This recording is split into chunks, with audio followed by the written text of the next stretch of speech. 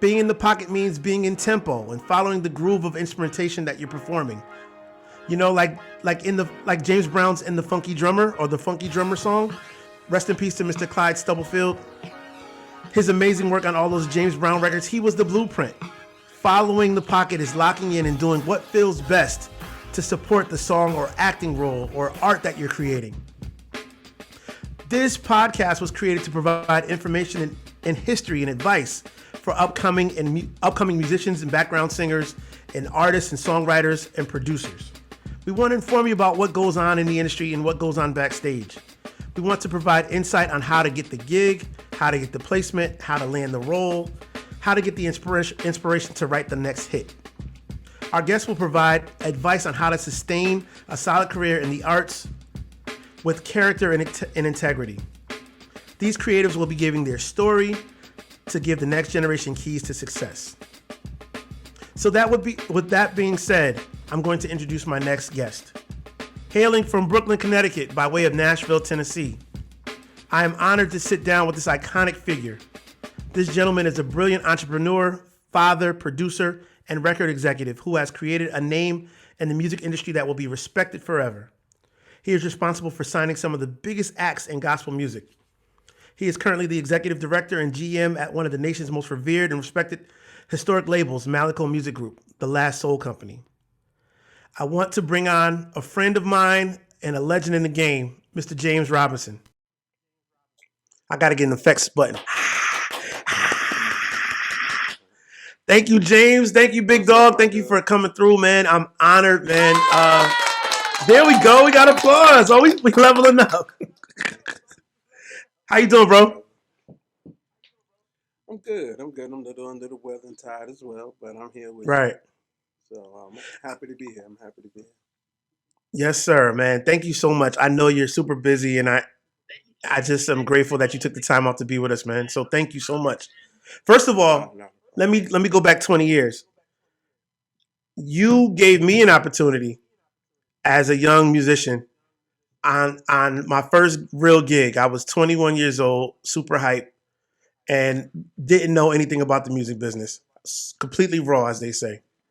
And so I'm grateful to you for giving me the opportunity to play for a recording choir, to travel the world. I mean, honestly, I owe you everything because you took me under your wing. You taught me how to play a song. I remember I didn't know that a song was supposed to climax. You know, a song was supposed to Right. build. And you taught me that. You was like, yo, the drums ain't going nowhere. And at 21, I'm like, yo, I thought I was doing good. But you told me the song was supposed to go up. It was supposed to climax. And I didn't realize that until you taught me that. So you gave me an opportunity. You didn't fire me. I'm not, you let me build and you let me grow. You let me play sessions and everything. And I'm grateful for that opportunity because it helped make me a solid musician and go out and do other work. And that time of my life was one of the best times of my life that I won't forget. So I'm super grateful to Yeah. you for that, man. Thank you for coming on the You're show. welcome. And thank you for You're being welcome. there with me and giving me the opportunity, bro. Thank you. Not a problem. Not a problem. I remember those days. Those were great days. Yeah. Those great Yeah. days. Those were amazing times, man. I mean, I would think we were all learning at the same time, just coming in the We game were. together. So We were. definitely But I knew honored you had to play the to, pocket. But I knew yeah. you had to play the pocket and climax. I knew that much. Yeah. No, you said it. I mean, you said the drums ain't going nowhere, man. They got to build. So from that I Play learned that and pocket. then, yeah. Play that pocket. Yeah. Yes, sir. So let's get started with the interview. Let's not keep everybody waiting. So, how was it growing up? Well, let's go to our opening segment. Where Brooklyn at? Because you were raised in Brooklyn, New York. So Nah. BK, you know what I'm saying? How was it Born growing up in and Brooklyn? raised. Yeah. Well, let me fix one thing. I'm no Mm-hmm. longer at Malico, so I did Okay. want to fix that up. Breaking But news. we'll get to that later. Um, Okay. growing up in Brooklyn was everything. Yeah. A lot of times you don't really know it until you're an adult. But Mm-hmm. I looked at shows like Everybody Hates Chris or the movie Crooklyn, and those were pretty accurate. Really? Brownstone, yeah, the Brownstones, the school, the public Yeah. schools, those things. Right. Growing up in Brooklyn was like absolutely the best. Um, Dope. I can't even explain it, and I'm sure everybody thinks where they're from. Hopefully, um, is as great as I think Brooklyn is. But still today, even though I don't live there, I think Hmm. Brooklyn is one of the best places in the world. But growing up in the '70s as a Hmm. child on the block, blocks Yeah. were like each block was their own community. You know, each Okay. building was their own thing. So a lot of community, a lot of love. But growing up in Brooklyn was a great foundation. Brooklyn was everything. So That's again, what's up. even still to today, I have great reverence for Brooklyn. The things of Brooklyn, the things Brooklyn taught me. Some good, some bad. Yeah. But it was as great as it was. You know, it was a little rough in the '70s and '80s with crime and all of those kind of things. But our parents shielded us from a lot of those things, especially because we were from church. Yeah. So, but overall, the experience from growing up in Brooklyn was second to none. Right. Second to Dope. Big family. You come from a big family, or how was it? none. Pretty big, but the biggest part of my family was in is and probably still is in the Norfolk and Suffolk area, Virginia, Okay. on my Okay. father's side. Gotcha. On my mother's side, she had 4 or 5 siblings. There's only one left. But my mother was the daughter of a preacher, so Okay. that's where that comes in. So she was the minister of music, and we'll get into that a little bit later. So you know how it is growing up with the PK thing. So Right. I experienced that whole situation with my grandfather being the pastor. Shout Right. out to Ephesus Baptist Church. So we Ooh. lived in Brooklyn, but our church was in Springfield Gardens, Queens, Mm. 219 Queens. 17 Merrick Boulevard. So we had a great life, but again, what my grandfather said went, and that was Yeah. across the board. Period. End of the story. So End all if be he all, right? said no, yeah, yeah, you know how it goes. Yeah. When pastor put his foot down, that's what it is. So, Facts. again, growing up under my grandfather, the late Reverend W. Covington, uh, he was hard on us. He was very much hard on us. But again, growing up in Brooklyn, coming from that kind of background, I appreciate it as I got older. Yeah. Those are the things that help make you the man you are today, right? We don't really think about it when we're a kid, but as we get older, we start thinking of the makeup and things that the lessons that we learn that stick with us that are subconsciously in the back of our mind that still come out and Absolutely. we still carry them with us. And you don't even realize it sometimes. But like you said, as you get older, as you sort of calm down, hopefully, Hmm. get a family, raise your children, understand a lot of decisions that were made back then that you didn't understand. You know, Right. you understand them as you grow and as you mature. So again, between growing up in Brooklyn, growing up in a household of music, a household of faith. Um, it was a great experience again, but I didn't appreciate it till I was much older. Got you. So you mentioned music, right? So was there a strong musical presence in your youth? It was everything. Okay. My mother, and we're gonna get into this. Okay, let me just say, my mother was the minister of music at the church. All of her siblings played. They played 3 or 4 instruments apiece. My mother was basically my musical influence. To this day, even though she's passed, I think my mother's a genius. She is the absolute number one influence musically Wow. in my life. Grew That's up with the amazing. baby grand, yeah, grew up with the baby grand in the living room. Hmm. Uh, she would play the piano even at home. But my mother also had balance. So, cleaning up the house on Saturdays to Aretha Franklin, uh, we had balance.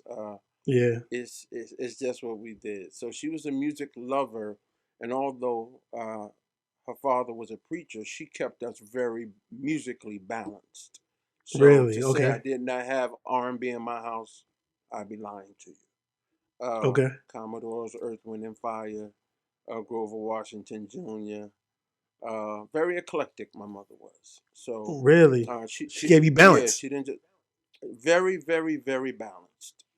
Okay. Again, she was a musician, but again, she kept us, and she kept us in things of music. She sent us to drumming school. She sent us to vocal school. I mean, she did those community related things that also kept us musically inclined. So Yeah. whether we stuck with it or not, piano lessons, she did her best to also, you know, input that into us as well. So yeah, Okay. she That's remains my number awesome. one influence musically. Yeah. So you were introduced to music through your mom, and so you went to Yep. a well-known performing arts school. How did that come about? Because you went to a legendary school, man. Uh, Music and art. So the thing about music and art, which I was going to say when you asked about my mom, Yeah. the honest truth is,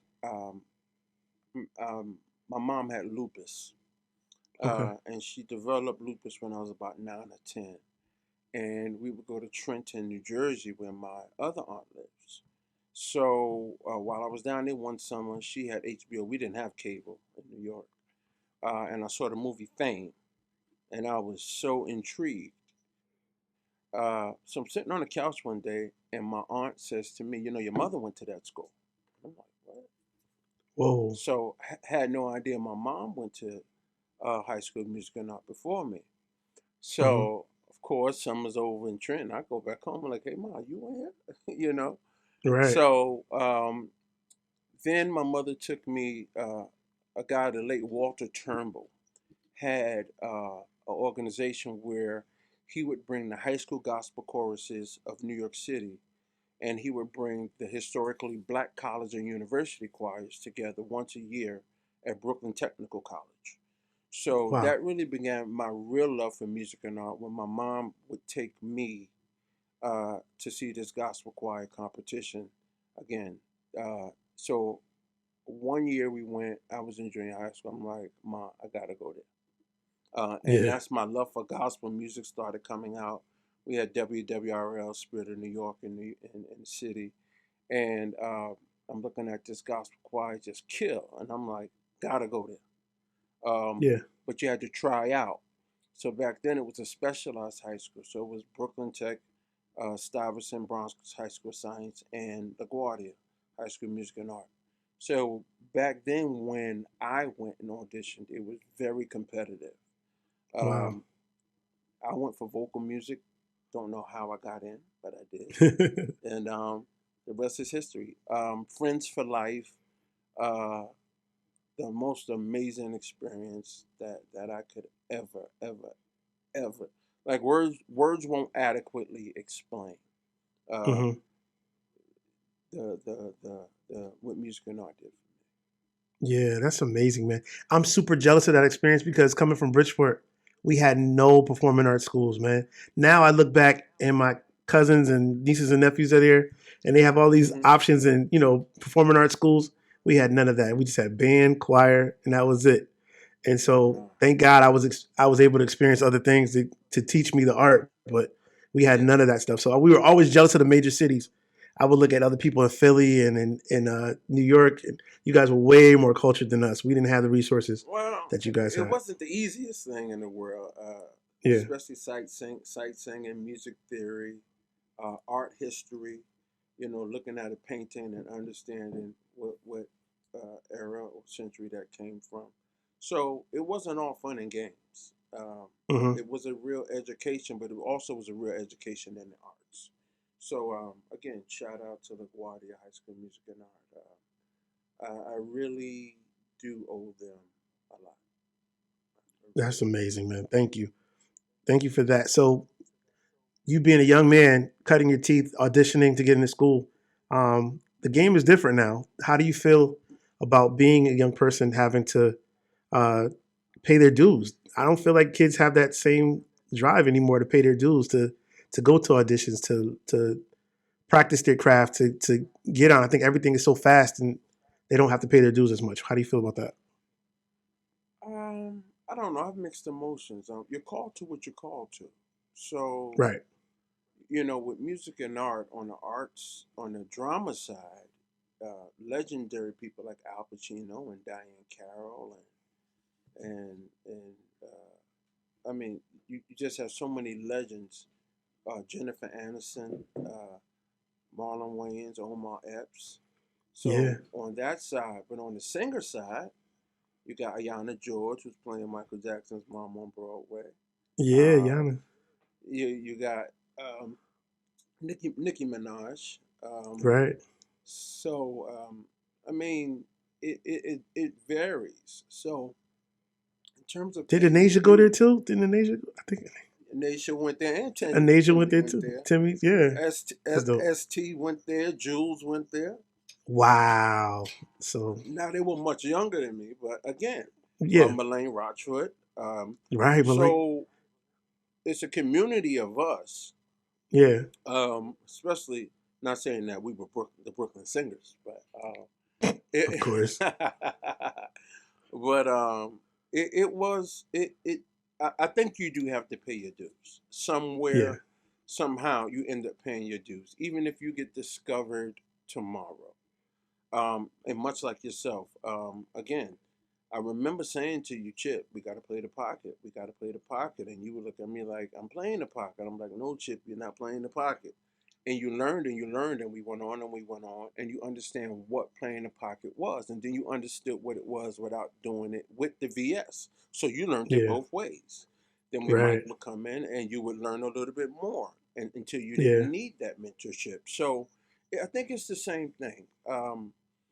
Things come about in different ways, and you have to be open. And I think that's where I've always been.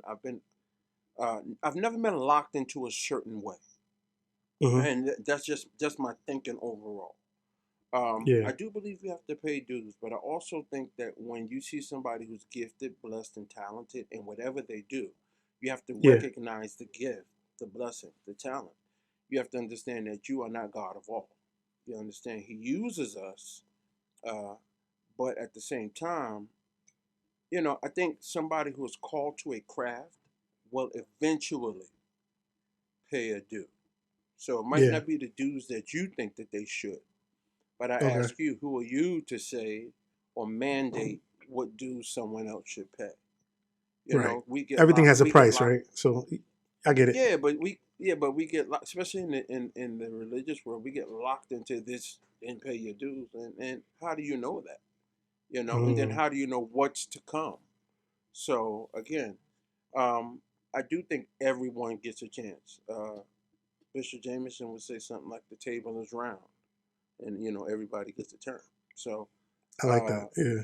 you have to figure out what is your calling. Hmm. Walk in that call, and if you really walk in that call, times are going to get hard, and some people looking on the outside in will say those are your dues. Yeah. You never know what someone's dues are. Again, most people don't know my personal story because I'm a pretty private person. So you wouldn't know my mother had lupus. You wouldn't know she went to the High School of Music and Art. You wouldn't know. A lot of people look at me and say, well, he's not musically inclined. He doesn't know music. He doesn't know how to read music. But again, you would be wrong.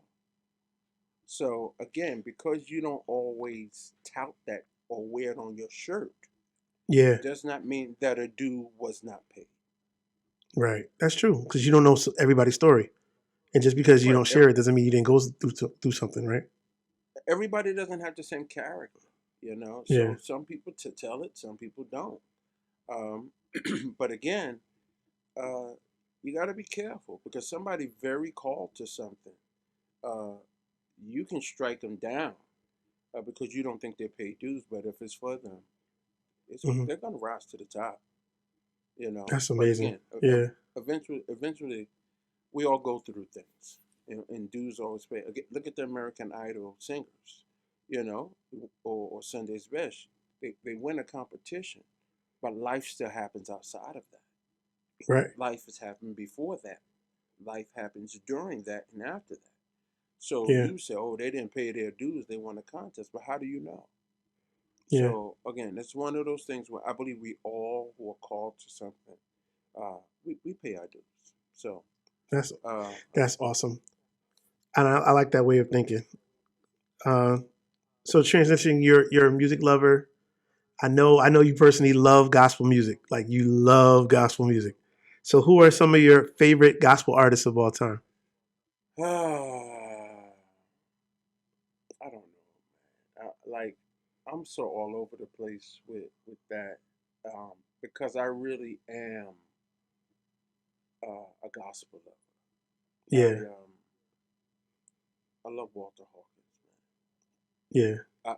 Like his lyrical content yeah, is like what was you going through? God has not promised me sunshine. That's yeah, not the way it's supposed to be. But a little bit mixed with sunshine, a little bit like makes me appreciate the good times. Like how you write that? yeah. Like where were you at when you wrote that? Be grateful. Right. You And I know? get mad at stuff like that. I'm like, I should have wrote that, but God gave Right, it to right, him. right. I mean, try Christ. So Hmm. I mean, but it varies for me. And we'll get into when I know you got a choir question, so I don't want to bust them all open. But again, um, for You can me, fuse them together if you uh, need to. nah, I like Yolanda.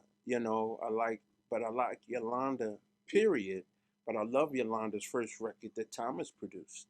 I am. Yeah, yeah, I'm the way, the truth, the light. No one cometh to the Father but by me. If yeah, you enter into my kingdom, you must believe that I am, that I am. That was on Sound of Gospel. yeah, So I don't have one particular, and I love, a lot of people don't know, even with nobody but Jesus.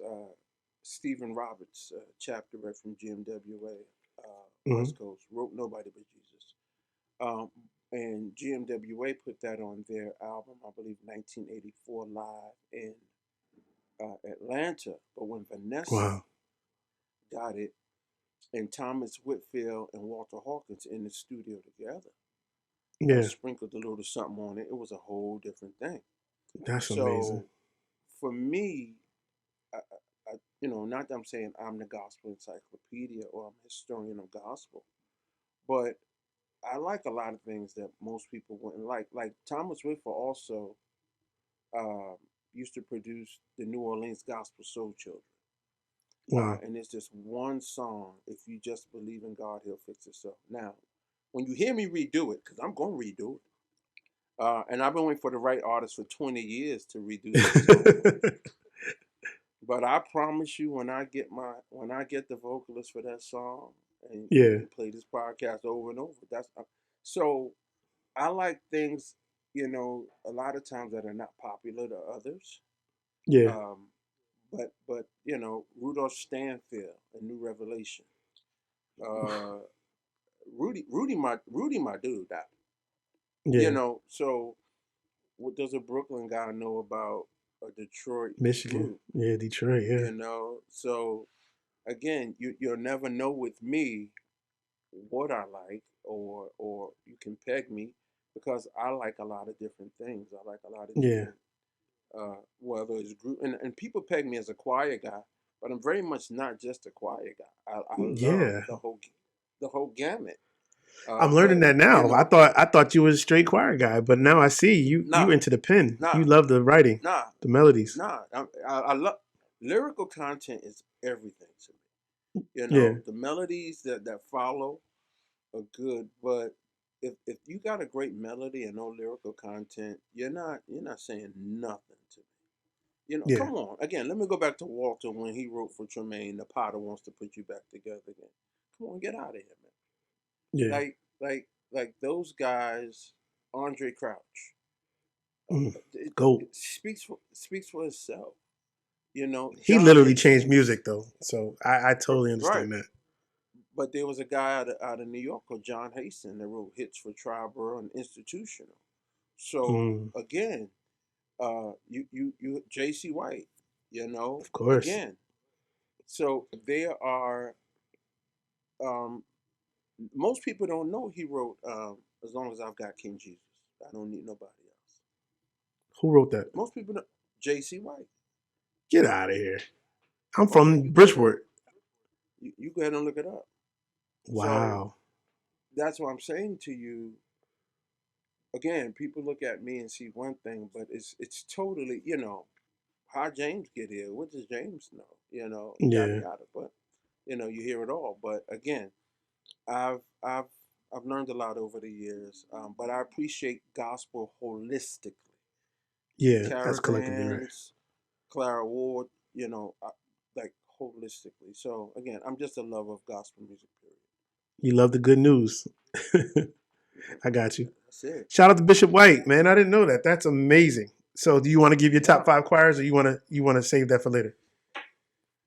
Hey, we can do top five because I don't know what my top five are, but I could tell Okay. you that it would be uh, Thomas Whitfield would be right up there. Amazing. Um, Thomas Whitfield for me, uh, that Hallelujah Anyhow record, uh, with Walk in the Light. Then Mm. they come back behind that with that I'm Encouraged record. My parents had the vinyl. Yeah, I still got my vinyl. Come back behind that with Wow. Alive and Satisfied, with Yeah. Precious Jesus. Uh, Thomas Whitfield's the GOAT. He is. Um, Milton Brunson and Thompson Community Singers, who could deny him? The Who could time is deny him? yeah.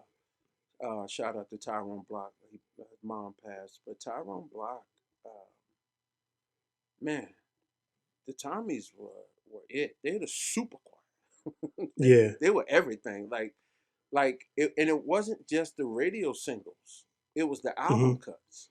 Like Right. they were roll. They were Yeah. roll. I No mean, skips, right? once No skips. You no just none, nah. and from album to album. So for me, um, I appreciated Rise Up and Walk, which was the previous years because they started out as a high school choir, I believe. Wow. But when I got into them, it was the Let It Rain record. Okay. So from Let It Rain to Miracle Live to There Is Hope is Safe in His Arms. Wow. And you Classic. see how my mind goes. I can go in sequence of the records. Like I can Yeah. tell you, Chronological uh, order. yeah. So um, Milton Brunson Thompson Community, of course, Ricky and New Dillard, man. Mm. That old What a Promise, and then when Frank Williams got on the end of that old What a Promise, Wow. so shout out to Frank and Butch McGee, the late Butch McGee for signing Ricky. Uh, so of course, the bishop, the Bishop Hezekiah Walker. Of course. Yeah. He he's the groove master, you know. Yeah. And when I was working for him during we did the Power 98 tour, and he was putting together the Family Affair record. I had known him since I was a teenager. I used to lock up for them at the church where they rehearsed because they rehearsed at the church I belonged to. Yeah. But that record, when I saw him put that record together, was one of the first times where I saw his real gifting. What do I mean? I saw those records come in the door at rehearsal Yeah. Yeah. one way, but I saw Right. them leave out a whole nother way. Yeah. So, he's a bishop now, so I can't say Hezarize him, so I say Bishop Hezarize him. But Right. when he puts his sauce on it and Yeah. he does his thing too, you have to give him that credit. You Absolutely. understand? He can take Hmm. something that is not a hit and very much make it a hit. So Yeah. they'll say, "Oh, he's Brooklyn. You just giving him that respect," but nah, he's due that respect. No, he deserves So it. yeah, he. I mean, you have to see him take a song and do it and really mold it, and it's a fabulous thing to watch him do it. Love Down on Tri City. Mm. Everybody said that, but again, then I have a whole nother sector choir that is Oh, not community, which is, you know, I love those Edwin Hawking music and our seminar records. You could forget about it.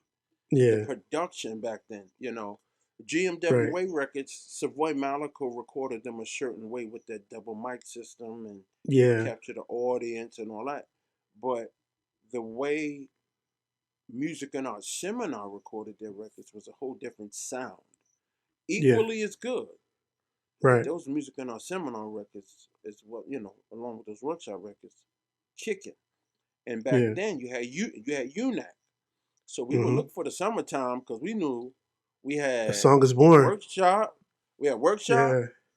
we had UNAC, and we had Music in Our Seminar. New So music. for a choir lover, it was everything. So I love choirs, period. But again, I love all music. Uh, all different styles of gospel music. Don't Can't pinhole me in the choir, but I grew up on choir, so Right. of course, you know, uh, that's really what it is. But yeah, Thomas Whitfield is something about Thomas and something about Walter and those guys that really moved Yeah. me. Those guys are really special, and they changed the course of music Yeah, for that time era, and then for the future. Like we try to mimic them now because they were trendsetters, and definitely Pastor has Bishop has. I mean, yeah, changed the game. yeah. Changed the Yeah, game.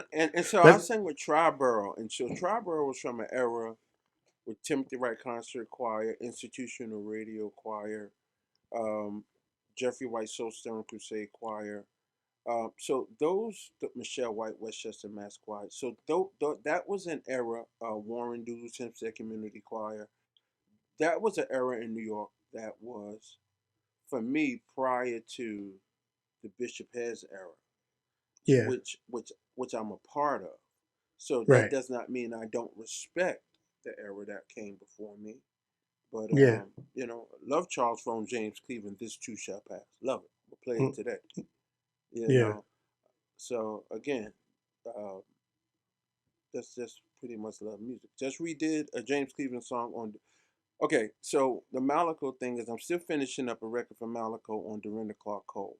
Um, we just redid James Cleveland's "Make Me Better" Wow. on Dorinda, and I'm telling you, She's killing it, huh? exactly. So again, shout out to Malaco. But again, choir music, if it's good, it will last forever. It will Yeah. That's awesome. So you were part of a team that changed the course of gospel music, and you were last. ahead of the curve. So let's talk about that. Let's talk about gospel flavor. And this segment is called Gospel Flavor Forever. Mhm. For those that don't know, Gospel Flavor was a Christian-based blog website. And tell me about how Gospel Flavor was created, bro, because this is legendary. Like you really changed the game with this one. How Well, did you know? gospel How did you flavor. see it coming? How did you know? Like, just all right. Let's start with Gospel Flavor. How was it created? Okay. Well, first of all, gospelflavor.com is still here. You can log on. They're still there. Let's Um, go. Melanie Stan North, Melanie Clark Stan North, Gerard Bonner, GB. uh, and myself. I forgot the other guy. He fell off. But the four of us met on Joyce Logan's gospel website, and I forget the name of it. And chat rooms were really new. Yeah. And Melanie sang with John P. Key, Yep.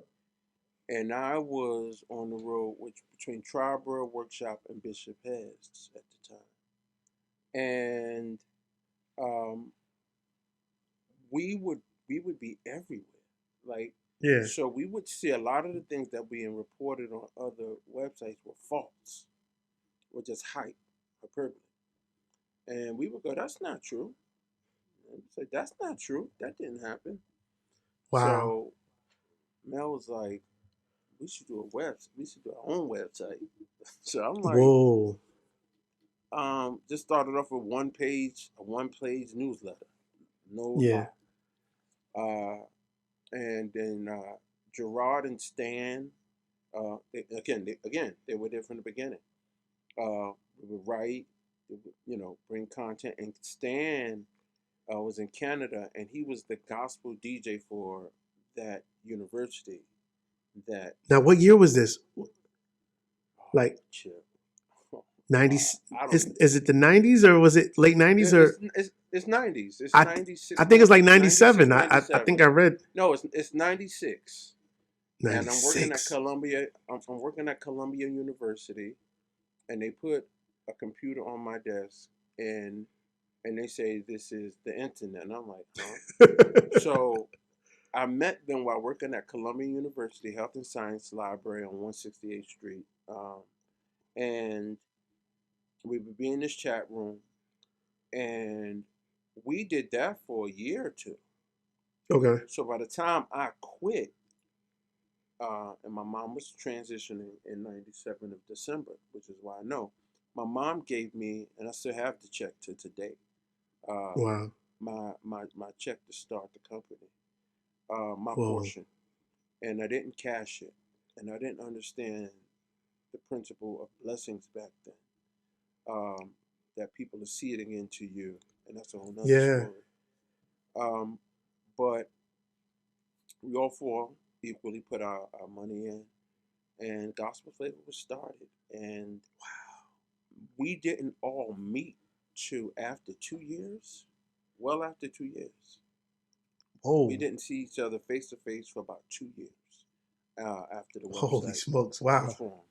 But again, started out as a newsletter.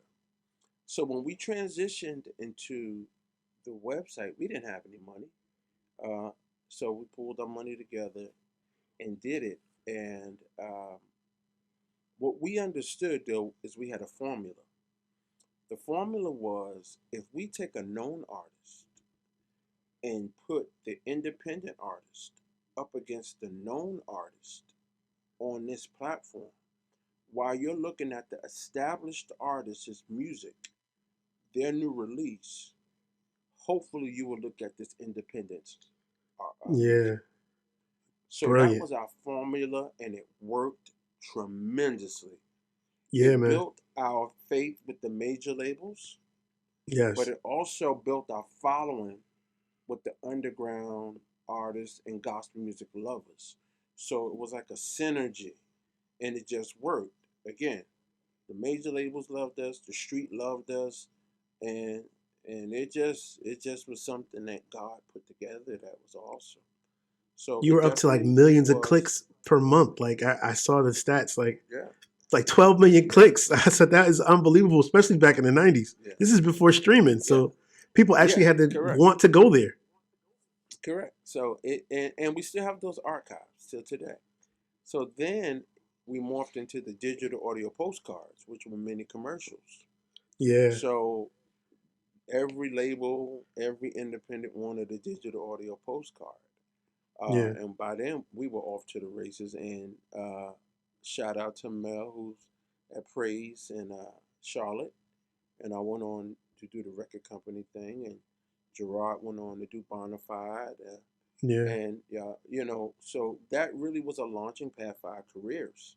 No matter that she sang with John or Yeah. Bishop has that blessed me to be with him at the time. Uh, Again, it was just a great time for us. And it lasted a very long time, and it's still there. Gospelflavor.com Yeah. is still up till today. So that has to feel good to know that your creation that you had took part in is still alive and thriving. I mean, to go from like remember magazines, right? Remember the Yeah, Source and the Double XL and all these magazines were the wave. Like you had to stop at the news. And you being in New York, y'all have newsstands on every corner. So magazines were such a popular thing. How did y'all know that the world was changing? Because you were ahead of the curve. Now, there's other sites well, that I won't mention, but there's other people that followed you to be a gospel blog or right. website. But you They guys were tried. first. They tried. Yeah, they tried, Shout right? out to the tribe. We worked very hard, and Yeah, that's where I can't say it was just a New York work ethic in me. We all worked really hard. But shout out to Teresa Harrison and Gospel Today, yes. Gospel because today, yeah. it would be a lie if I didn't say she inspired us. I was Craig Hayes in United Voice first choir director. for those women. When I went to Trenton after high school, I was one of Craig Hayes' first choir members. I was one of the first 8. And he made me the director, or one of the directors. And we were on a bus trip, and Gospel Today was just coming out. And it was a Manila newsletter, and it came in a Manila envelope. And Craig and I would fight over that thing because it was packed Yeah. with information. Right. Teresa had, she formerly was at Savoy Records in New York and New Jersey, and she had transitioned to Nashville, and she was at Benson Records, Teresa Vincent. Hairston. Wow. So Yeah. shout out to Teresa. Um, and she signed Bishop Hez I and remember him being on Commission Vincent. and Thomas Whitfield and all of those acts. So a lot of people don't give her credit because it turned into Verity and RCAI. Oh shit. Yeah, yeah, yeah. Um, but it was Teresa Hairston that put that work in. When I tell you she put Yes. that work in, and then when she retired from that, a lady named Gloria Tyler Mallory came, and the rest is history. But Teresa had that Gospel Today, and we would fight over that thing, man. I mean, Yeah. ask Craig Hayes to today. We would fight. We'd be on them bus trips. He would say, "I got the Yeah. new Gospel Today." I'd be like, "Give me that." So Yeah. she was a part of our education uh, of gospel, Yeah. prior to the website. So how did we know it was going to take a turn? We didn't. We were just young Okay. kids, and the internet was new. Yeah. We knew we were in the streets. We weren't as poised as Teresa. We didn't have the relationship she had. She was up there. She was up there. Yeah. Elite, So definitely. yeah, oh, she was it. So we Yeah. just grinded from the bottom, you know. But again, we respected what she built, and we just thought we could do something similar online. Uh, but no one never knew that it would go that way, and that Yeah. demographic of young, thirsty people would Yeah. would follow us. But I want to give her flowers while she can smell them. She was definitely Definitely. inspiration. Definitely Definitely a inspiration. pioneer and definitely paved the way. I remember Gospel Today. I remember her conference that we went to years later, Yeah, and yeah, yeah. she's definitely an innovator in the game. Much respect to Miss Teresa Hairston. And she Uh, transitioned her music career into a periodical. So yeah, again, shout out. shout out to being innovative to there to moving to another Absolutely, space. Yeah, that's super dope. absolutely, Um, absolutely. so you, Mel, Stan, and Gerard create Gospel Flavor. Were there any other friendships that came from that bond, from that business? Did you make any other Well, life changing well, deals you or already, relationships created from that? well, you already know we did. Uh, everybody, JoJo Potter, Joseph Burney, Ken Pennell. Uh, we became friends with the labels. The labels Yeah, became uh, our friends. A lot of these guys are retired at this point, but these guys supported us. Those marketing departments supported us. Damon Williams, uh, those those guys were instrumental in what we did. Um, and then eventually, uh, I saw a um, local cable access channel. Uh, well, I didn't see it. Nikki saw it. My wife had seen it, and it had a choir on there. She didn't know where they were from. She didn't know how they got there. I remember the background was blue, and they were singing this underground hit called "Awesome God." Didn't know who they were signed to. yeah, Didn't know anything. So, long story short, Ernie Coleman introduced me to them later on in life. After some things fell through for them, and that became a very instrumental relationship for gospel flavor. Um, absolutely. and simultaneously, Pastor Donnie McClurkin was a very big supporter of ours, and he had a book at the time Okay. that he was Yeah. releasing. So if you remember, under that original YP record was the cover of Donnie's book, if you remember. So we Underneath. strategically the cover, the jewel Oh yeah, yeah, case. yeah, yeah, yeah. Yep. So when you would lift up the jewel case, the CD, you would see an advertisement for Pastor McClurkin's book. Yeah. So at that time, we were learning strategic partnerships. So we already Yeah. had a formula of putting the indie next to the major, but now we're starting to form corporate relationships, business relationships, and getting into the politics of what we do. So those relationships early on were immeasurable. To Yeah. have, I mean, speak to my heart, and we thought that was big at that time. So to have Absolutely. Pastor McClurkin take an interest in what we were doing was phenomenal. Uh, Yeah. Fred took an early interest, Fred Hammond. Um, so we had a lot of early support, and it really caught fire quickly. It Uh, did. Yeah. but the relationship with Youth of Praise definitely was probably our biggest signature relationship out of that company. All right. So let's move then. Since we're there, we're at the YP chapter now. Talk about the inception of Evidence Gospel from gospel flavor to Evidence.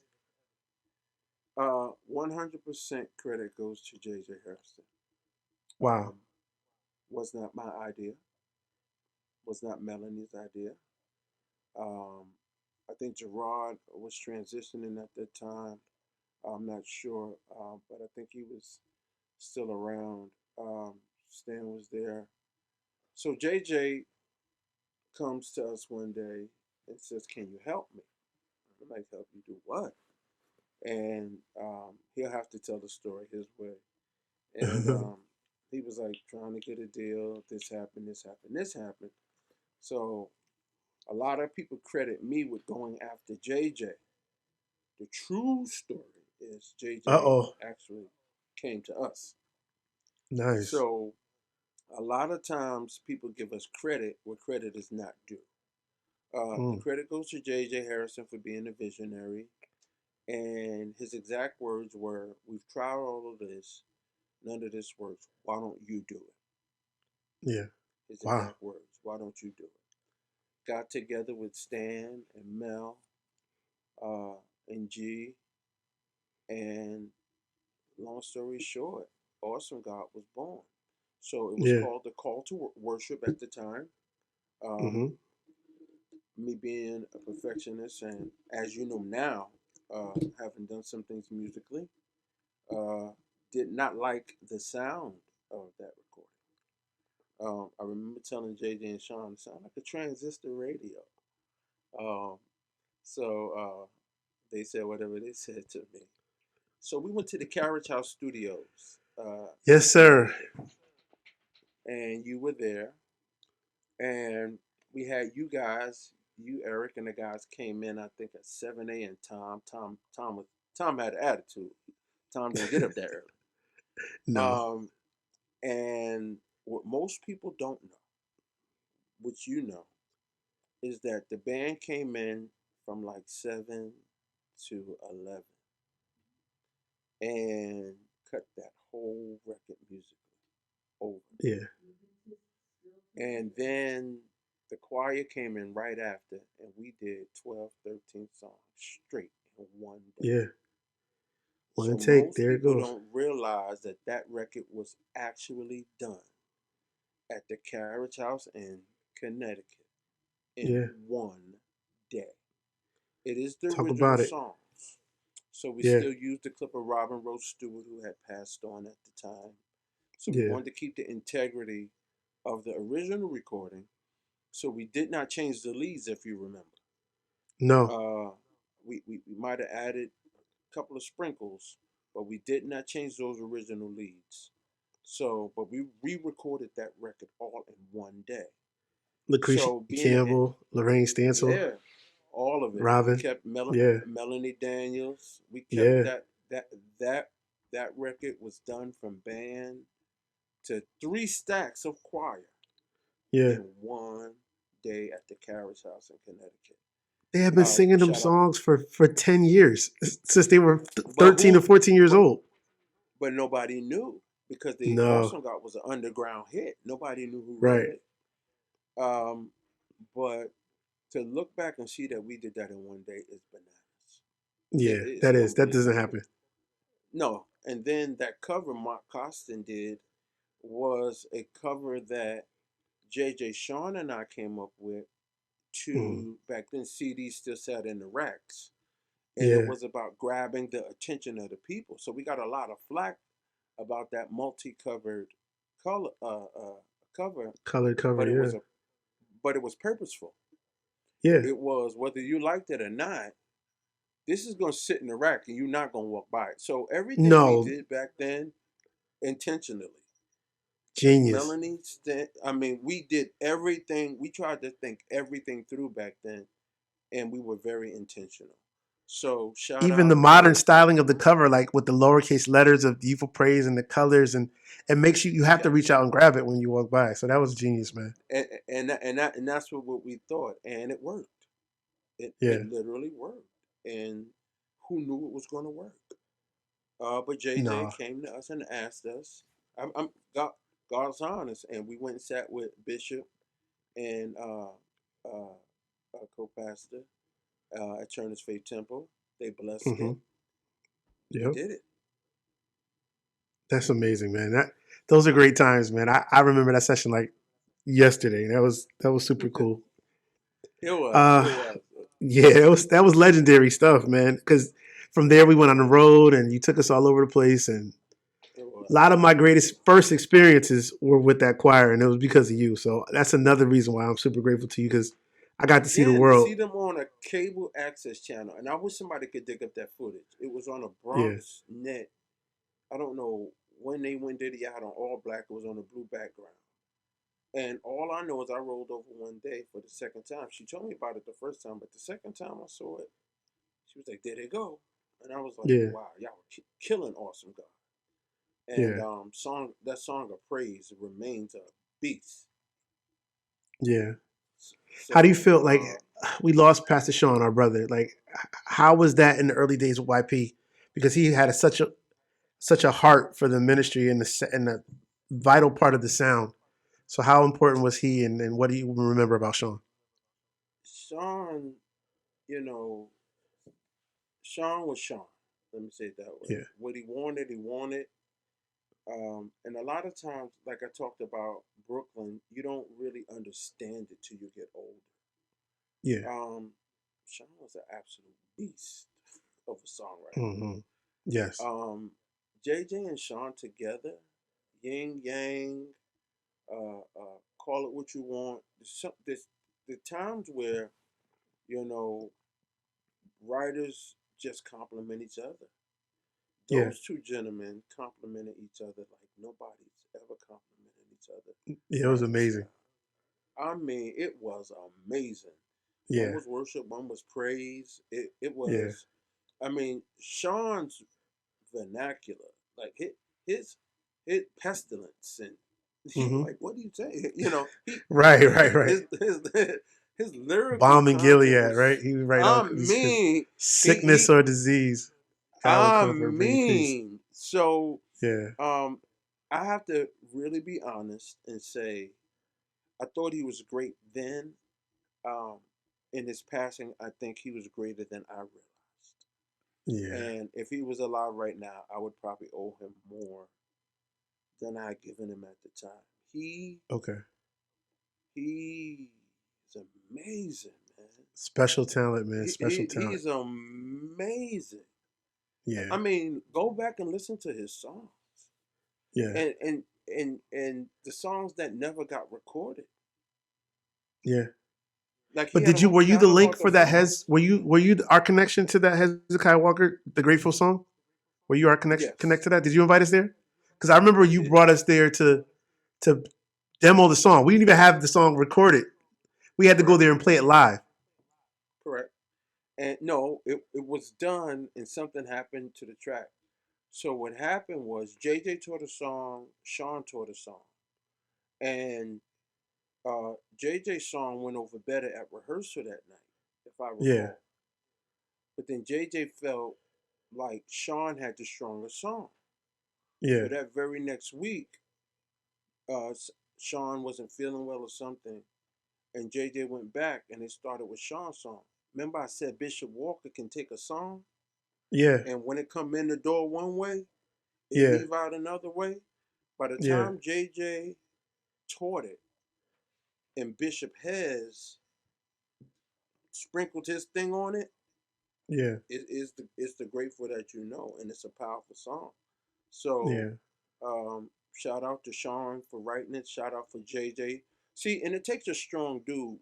JJ, although his song went over a little better that night in rehearsal, JJ really knew that Sean really had a stronger song. Yeah. He really did, and came back the next week and proved that let me give it up. This song "Grateful" is a beast. So Yeah. uh, Bishop has put his touch on it, and it is grateful. It is the grateful you guys know. That's amazing. So, talk to me how. Let's talk about influential people to your life and your career. Who are some of the people? Well, I will say this. I'll list some people. Bishop Hezekiah Okay, good. Walker. How influential is he to your Um, career? very as a young guy, uh, following him, his rehearsals were like a movement. So Yeah. it wasn't just his, because prior to him recording, he still had the choir, and they moved around the city. So wherever he was, we were. And back then, his anthem was "Jesus is mine." Everywhere I go, everywhere I be. So Right. uh, when he would sing that, we would just all jump off the roof. Like Yeah. Donnie wrote it, but we thought it was his song. Um, so as he began to get his own songs, uh, it was bananas. So for us, growing up in Brooklyn, that younger age demographic, you know, Hmm. not making a god out of him, but he transitioned. Like I said, the older choirs were there, but he made that thing move. In my older years, again, and then I used to lock up for them at rehearsal at the Right. church. So um, that it was almost like an honor to lock up for them Of because I was course. such Yeah. a fan. Uh, in my older years, I became a member of the church, and when Gospel Flavor first started, he was my pastor, and under him, my business blossomed Yeah. exponentially. Yeah. I can When see I that. Yeah. moved to Nashville, he was my pastor. Yeah. So he preached Jesus. He was a hard uh, pastor, meaning he didn't take. I remember one time he said, "I hate when gospel flavor became popular." He said, I turned around and said, "You were here and everywhere. Make sure you come here on Tuesday night to pray." You Yeah. know, he was he was he not playing. You gonna pray, and Yeah. he gonna preach Jesus. So Absolutely. he was very, very, very instrumental uh, in terms of my business blossoming under that ministry. That's amazing. That's awesome. What about Bishop Jameson? That's your guy. Bishop Jameson, again, at 13, 14, my mother thought I was going left in the streets of Brooklyn, and she took me to Pleasant Grove for a New York State Mass Choir rehearsal because GMWA was coming to New York that year. Wow. And a guy named Uriah Whitfield Jr. Welcomed me at the door, and he took me into what was the chapel. And Bishop Jameson had a twin brother named Alan, and uh, Junior introduced me to Alan, and Alan ended up being my guy. I mean, he is, and I get choked up with him. He's one of the most influential people. Yeah, Alan Jameson, choir director, Triborough. Anyway, my mom took me to them, and then again, of course, Bishop was the pastor at the time, and that's when the relationship formed. Right. So uh, Bishop is my guy. Yeah. I love him. As it speaks for itself. He's very instrumental in my entire life. Hmm. Um, so because of him, if you ask my mother, that I didn't go wayward. Yeah. So shout out to the bishop. That's awesome. So, what about Professor Craig Hayes? You mentioned him earlier. Craig is my boy. Craig Yeah. is my dude. Out of high school, Alan Jameson introduced me to Craig Hayes in 1988. I was getting ready to graduate from high school, and Craig, um, well, again, when I told you my mother had lupus, we were 10. Uh, my aunt was a part of the chapter then, and they had GMWA in Philadelphia in 1980. Wow. Uh, Craig's father was the chapter rep, Okay. Elder Harry Hayes. So that's when I first saw his pop and began to know him, but I didn't really know him. Fast forward 1988, Loud Daniels, I used to sell the gospel CDs in the back of the churches and at the concerts. So Yeah. Daniels Yeah. had a Yeah. booth, and Craig was sitting Daniels, behind me. right? Daniels, the Yeah, guy. He was at all the Daniels. conventions. Correct. So Yeah. Craig was behind, we was at the Clarion Hotel, St. Louis, 1988, and Craig was sitting behind. As you see, my memory's okay. Yeah. It's pretty sharp, bro. It's uh, amazing. um, so Craig was sitting behind this, and Alan uh, came and said, "This is Craig." And Triborough had went to Craig's college, which was Glassboro College in Jersey, and he had brought Triborough in. So Craig had a relationship with Triborough because he was such a fan. So Alan introduced me to Craig, and then that was that. Yeah. Fast forward, getting out of high school, was supposed to go to Howard. Mm. Uh, didn't have no lodging, didn't get to Howard. So my dad was like, "You getting out of here?" Went to Trenton. Was supposed to go to Trenton State, but I didn't go to school. I didn't go to class between me and you. Oh. But but Craig started the choir, Mm. and our brotherhood really blossomed for there. Again, was his first choir director. So he's been my brother ever since. I wish him every success. He's an absolutely phenomenal guy. He has no hate or no malice in his heart. He's always pushing people. Um, he encourages me to be a better guy. Yeah. He's one of those friends that encourage you to. He's just a nice guy. I Yeah. didn't say he was perfect, but he very much is that encourager, not to just do the best you can, but to be nice to others, to push Yeah. others. Craig is definitely a pusher of other people. That's dope. So I So love him for that. he's definitely like talk about GMWA while we're on talking about Craig and Bishop Jameson. What does the GMWA mean to you? GMW means everything. It is, my aunt used to come home before I got an opportunity to really be a part with recordings of Yeah. Reverend Cleveland um, in the mass choir. So I would sit on her floor with the Philly record and with all of those records.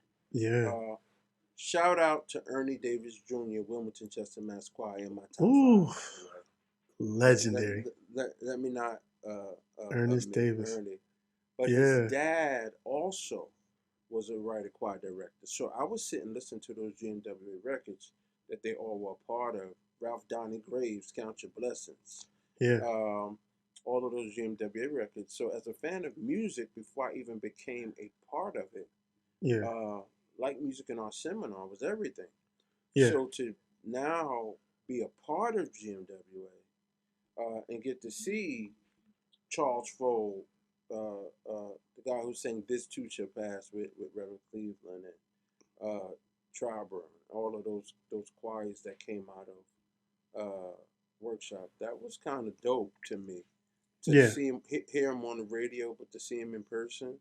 Mm-hmm. Again, much like music in our seminar workshop, but because I was really a part of workshop and my family was a part of workshop, Yeah. workshop had a very profound. Again, Alan, everybody was there. A very profound impact on my life Yeah. in terms of music, and I think that's why everybody always associates me with choir, choir, Yeah. Yeah. Yeah. choir. But GMWA is a great body of people. Yeah. They are smart people. What most people don't know is that academic division over there is accredited, and they have some of the most phenomenal music teachers Wow. ever. Not Yeah. just not your run of the mill. I'm talking about professors Yeah. on the university level, and you go and get a college credit. So GMWA as a whole, um, not just the friendships you make, but the way Reverend Cleveland structured that thing, where everybody was somebody, uh, from the motto down to the work ethic, Yeah. it really is, and for me growing up was a fabulous body to just, again, new music, to see the songs that didn't make it, like those new music seminars have some of the Yes. greatest music. Shout out to the late Ron Mateer.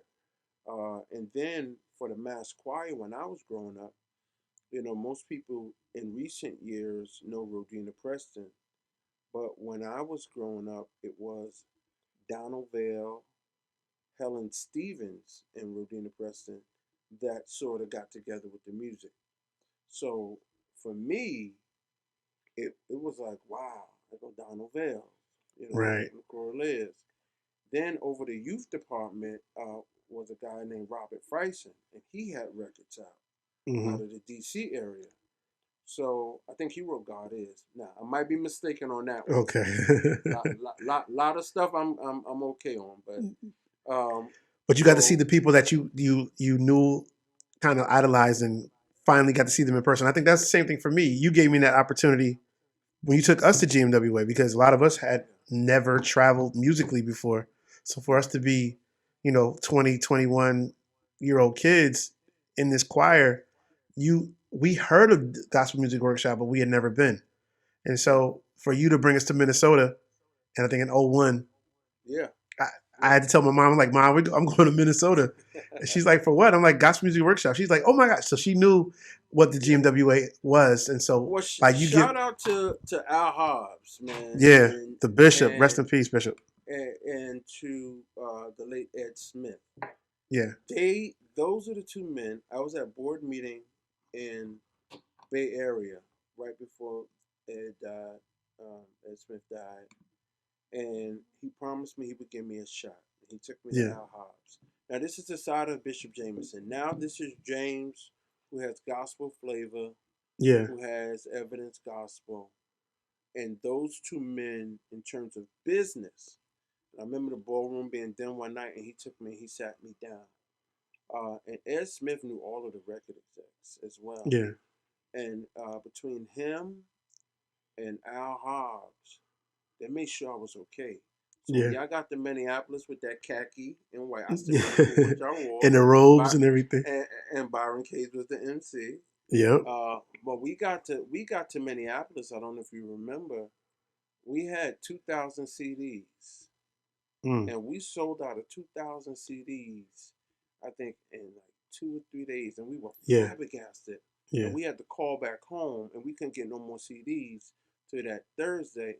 And what happened was we couldn't get a record deal because we had no sales history, and we yeah. couldn't get radio because we had no radio history. Right. So when we left GMWA, we had so many people knocking on our door. Bro, We could pick a deal. I got the videotape somewhere in my mom's house. Somewhere I gotta find it. It's a little 8 millimeter tape, but we smacked so hard.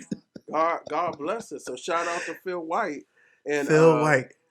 Compendia and Claudius Craig, who's Absolutely. now But now everything changed retired. from that trip. You're right. Everything changed Yeah, from that trip. that was the trip. That trip Yeah. did that. We sold, not not you know adding on or hyping it up. We Yeah. sold those numbers. So Absolutely. I remember, and Roderick Jemison, that was at Central South at the time, could tell you. Yeah. Larry Blackwell had transitioned to EMI, and Roderick was over there, so they can tell you because they were flying through there as well. Yeah. So That was the only record we did on our own before we signed to The Compendia, major, yeah. and we were the first label on Light Records. So Yeah. prior to Bishop Morton, Let It Rain, and Risen View of the Holy City, Yeah. and then Full Gospel had the Gospel Dream Contest at the time. Right. Uh, we were the first artist on the New Light Records Compendia, which led to me coming over there as A&R. Right. I remember the New Light. That's right. Wow.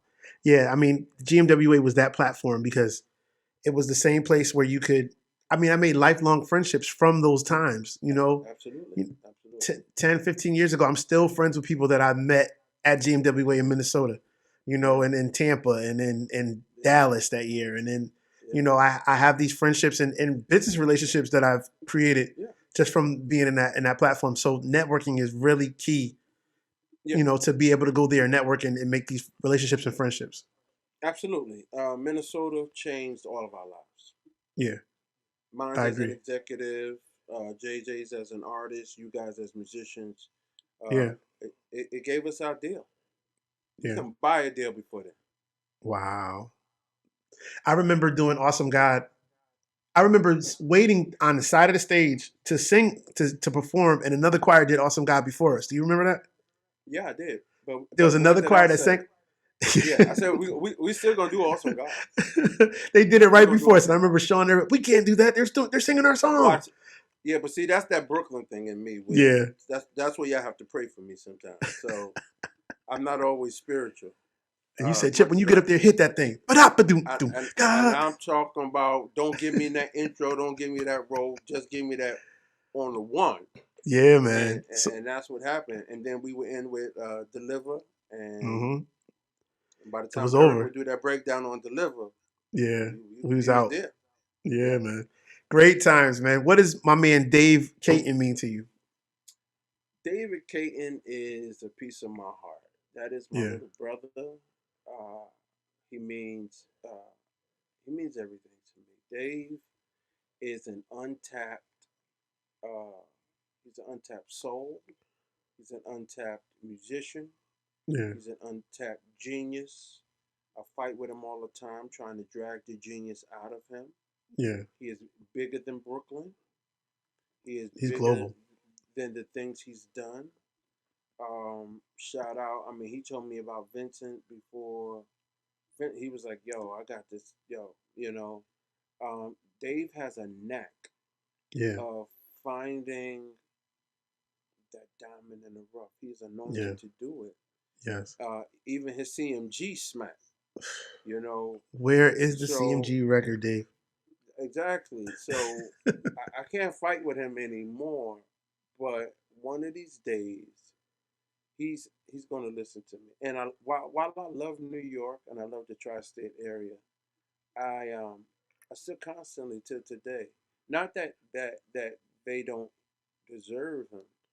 Yeah, I just think even like what DJ is doing out with Joe and some of yeah, those yeah, yeah. things. Right. Um, Dave or Gene Peoples, Yeah, Dave is that dude. He can put a show together. He right. can put a band together, much like Stanley Yep. and the rest of these guys. Kudos to Stanley Brown. Uh, Dave, is a genius. So he has proven to most of us that not only can he pick a diamond out of rough, his production Yeah. is great. Impeccable. So yeah, so what's going to happen for his future is going to be incredible. Yeah. So what does Dave mean to me? He means the future. So when you say I can see around the curve, or what gospel flavor's done, or the things the Lord has allowed me to do in my Yeah. career, Hmm. uh, David is one of those things. But he's my brother as well as the business. Right. So, but I always have to wait on David. Unlike my other clients, Zeke Listenby and some other people that I'm in business with, where they'll listen to me off the bat. Yeah. You got two Brooklyn guys going like Right. this, Right. Right. you know, Exactly. and David's strong will, but Dave, at some point does listen.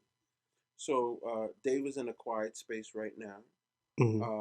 and you got to be very scared of Dave when he's in that Hmm. quiet place because he comes out swinging. Yeah. Nah, So he's so on so fire right now, yeah. churning them out. So Dave, I think Dave's next step is basically nationwide. I mean he's done some stuff. Grammy nod on Shirley, Yeah. uh, Coco. Mm-hmm. You know he's done some big records for me, and we've done big records. Yeah. Yeah, Timothy Wright and some other stuff. But his bet, you know, and I'm not just saying this because he's my boy. He has some better days ahead. Yeah. Um, and what I mean by better days, not that these days are not good, Mm-hmm. but that people that just think he's local Yeah. are gonna understand that he's not just local. Nah. Dave is he's a phenom. He's a beast. Mm-hmm. Um, so in this next year and a half, look for Dave to come out in a way where others haven't seen Dave. So Yeah. um, you can't even when he's wrong, right or wrong. I Right. ride with Dave. Dave is my Right. No. dude.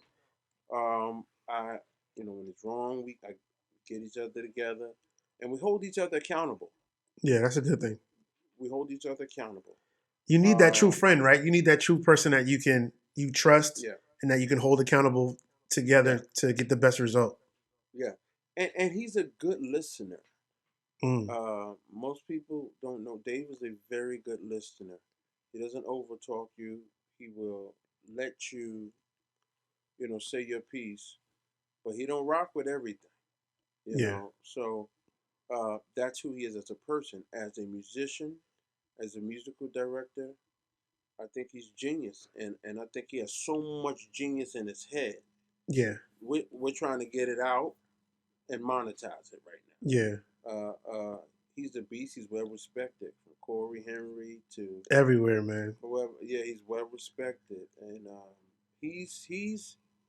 I hate to say at his age he's got next, uh, but he's relevant now. He will be more relevant soon. He's so smart and he just knows his knowledge of music. He knows all genres of gospel. He knows worship, he knows CCM. Like you just talk to him, he can tell you Ron Canoli records. He can spit out, Correct. different things. Like, yeah, you know what I mean? Like he's well, He and he you was wouldn't think that. born. Well, he was born in a household where his father also is a pastor. Was a pastor. Yeah. And back then, if you remember, and I don't want to tell his story, remember how Columbia used to send those CD things in the TV Yeah, guide? yeah, yeah. Yep, yep. But you also got to remember that Integrity Music was big on that back in the Oh, day as yeah, well. that's right. That's right. All the worship stuff. So correct. So his parents, while y'all was looking at the Columbia stuff with all the mainstream, his parents was Right. getting that Integrity Music. So in Yeah. his household, he grew up with the Integrity Music catalog, the entire Yeah, yeah, yeah. Integrity Music. So I didn't know when that. yeah, so I don't want to tell his whole story. You'll get him on here. He'll talk Yeah, I about it. definitely will. But where people, that's where he gets his worship knowledge from, his worship feel from. David, as much as he's gospel and he can do R&B and has played Hmm. for some R&B acts, he is a student of worship. Absolutely. And you wouldn't know it Uh, because unless you get to talk to him and get to know him. But that's the amazing part about Cause Dave. he's so Brooklyn. He's so Brooklyn, like AR-15s, Yo, grenades, everything. Legal, hey, but he's so hey, mine's are too, by the way. yeah, absolutely. He's so New York, but I love Dave. He's giving me chances on records and show love, man. He's the guy, man. I love that dude. He was supposed He's to be like on here, but he's I had like him coming Craig. on to talk to you. I was going to surprise you with Dave Oh, coming on. oh, He had oh, a that's session my tonight, guy. so he couldn't come. But shout out to Yeah, Dave Caton, my bro. yeah. He's like Craig. They're pushers of people.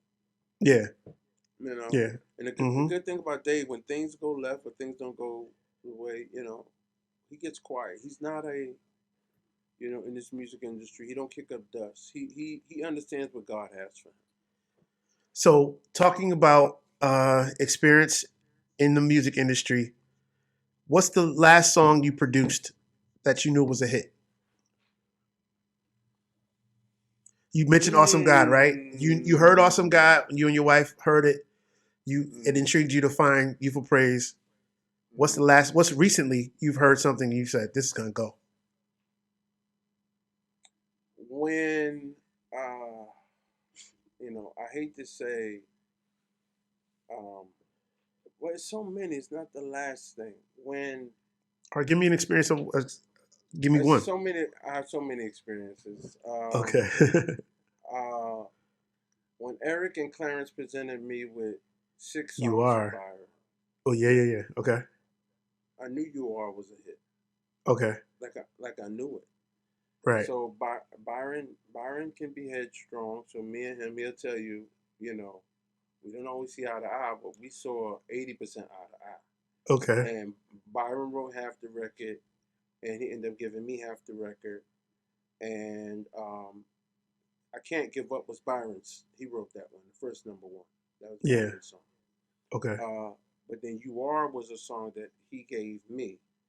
Okay. Um, so a lot of times when you A&R these songs, you have to understand where the give and take is. So I appreciate shout out to Byron Cage Mm-hmm. for trusting me enough with these songs, even when he didn't initially know. I'm not gonna say he didn't Yeah. like it because I'll be lying.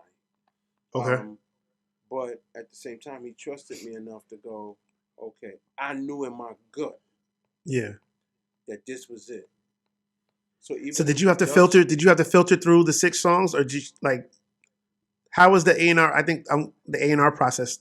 If I submit a song to you and you know it's, I send you four songs and you pick one out of four, and you say this is the one. How, is it in your spirit? You pray about it. What? How does it go? well, I don't know if it's good or bad for me to tell. I have a catalog of songs Yeah. right now. Right. Some of the songs that you hear on radio right now, I've had in my arsenal for 10 and 12 years, and you're just now hearing them on the radio. Yeah. So I have songs, I collect songs as an A&R, I keep them. I Yeah. have a hard drive with hundreds and hundreds and hundreds of songs. Just like I talked Wow. about that Thomas Rivers song. I don't Yeah. mind telling you about it because I'm still gonna do it no matter who does Right. it. Just like I told you, awesome God. So Yeah. I have these songs, and I'm constantly being given songs. So it doesn't matter what label I'm at. It doesn't matter what album I'm doing. I'm Right. always constantly getting songs. Collecting them. Yeah. So when I'm at a label or I'm tasked independently to do a record, oftentimes or not, before the artist brings their songs, I have a vision for them. Yeah. Rarely, almost to none, do I work with an artist that I don't have a vision Mm. for. So I usually have a whole album in my head, Wow. but you have to be amenable to the artist because it's the artist. Yeah. And I have a saying that there's some artists that buy clothes off the rack. There's Yeah. some artists that are tailor made. Yeah. So there's I like some that. songs that you can give artists and they just sing them. And they sing them and they scream them. You go, okay, they sing it. But Yeah. then there are other artists that would take those songs, same song, and tailor make them to their voice. Uh, Luther was a great example of that. I'm not saying he was the greatest or the worst singer, but his songs were very tailor made to his voice. So, to your point earlier about James Brown, I'm very much a fan of people who know their voice and know what Can their you adjust your mic? capabilities. I think your mic got a little muffled. I don't know what Hello, happened. Yeah, there you go. hello. Yep. I You said good. I'm a very big fan of people who understand their voice. Yeah. So when I'm A&R on a record and I'm producing a record and I'm sitting down with them, um, I'm really not interested in the person that's just going to yell and scream the song, Yeah. you know. But when we can pick songs that are tailor made to a voice, Yeah. you know, Tamla man, she knows how to tailor make those songs. Yolanda Yeah. knows how to tailor make those songs. You know Yeah. what I mean? And Right. not going against other artists, but when you can craft a song to your voice and you're not just yelling a song or singing a song because you have a high voice, that's what I'm into. So I have an arsenal. When I mean an arsenal. I have a song coming out on. It goes to radio May 1st.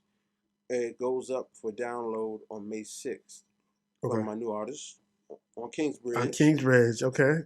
Let's go. Uh, and it's a hot song. I've had the song since 2000 and I don't know 14 or 16. I might have saw it the people performing in 14. And then I offered it to another artist, but their records were done already and they couldn't take it. So by Yeah. the time I offered it to the artist again, they were in the middle of another record. So you just Uh, hold it. You just hold it, and then do you have to remake it because you hold it so long? You have to recut it, no, no, you're going to recut it anyway to regardless. Okay. tailor make it to that artist. Right. Okay. Uh, but you don't put it out prematurely. You hold Right. it for the right person, even though it's like hotcakes in your pocket. You want to get it out. Right. You have to hold it. So that's what happened with Byron. Those songs with Eric and Clarence, they Yeah. have been giving me songs for years. Yeah. Uh, Those are my and guys. yeah, so and they continue to give me songs. So Yeah. Zeke Listenby, that whole Dorinda record, Yeah. uh, where you were playing the intro, All I Want to Do, Yeah. that's Twinkie's song that Warren took a Yeah. sample of and redid. But 90% of that record is written by Zeke Listenby. Shout out to Zeke. I didn't know that. First, That's amazing. and it's the first record he ever had a writing credit on. Whoa. That's dope. First. So Yeah. goes into my DNA about new artists, and you know my philosophy. I'm always love the vets I work with. Yeah. No disrespect, but I love, love, love, love to break artists. So Okay. Jonathan McReynolds, No Gray. Yeah. Well, Classic. I don't know if it was his college thesis or he had done it at Columbia College where he was in Chicago. But by the time Pastor Jerry Paris got it, he was friends with Talisa Stinson, and they brought it to me. It was just like dope. Yeah. William McDowell, I Give Myself Away, um, as a new artist. You broke that record J- too? yeah, absolutely. Uh, from one. And Jessica Reedy put it on the altar. Yeah. Tony Homer, shout out to Tony Homer again, Mm. a up and coming new producer. Yeah.